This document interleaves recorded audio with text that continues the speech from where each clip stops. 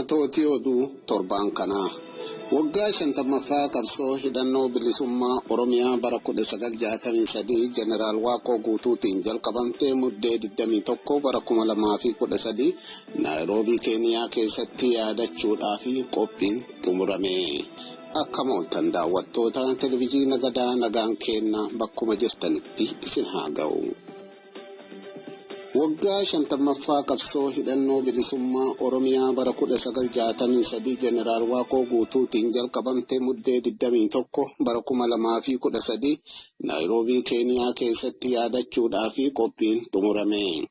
Guyyaa yaadannoo qaanqee bilisummaa uummata Oromoo itti eegalame tan Gadaa Dhoombir jedhamteetiin beekamtu ayyaana waggaa 50ffaa magaalaa Naayiroobii Keeniyaa keessatti muddee 21 bara 2013 gaggeeffamuudhaaf qophiinis xumuramee jira. Uummanni Oromoo naannoo magaalaa Naayiroobiitii fi ollaa biyya sanii jiraatan sirna kabajaa qabsoo hidhannoo itti eegalame kana irratti akka argamtan waamicha kabajaa fi maqaa koree qopheessitoota ayyaana kanaati waamicha Oromummaa isinii godhan. Keessummootiin heddullee biyya Keeniyaa, Oromiyaa, Ameerikaa, Kanaadaa, Somaalee, Suudii Arabiyaa, Saawuz Afrikaa irraa akka ayyaana kana irratti argamuu danda'an beekamee jira.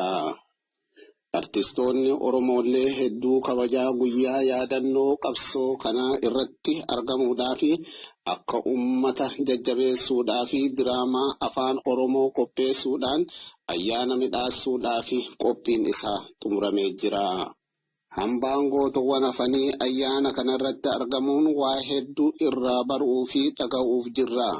Kanaafi kabajaadhaan akka ayyaana kana irratti argamtan waamicha Oromummaa isiniif goone nu jalaa awwaadhaa isiniin jedhan.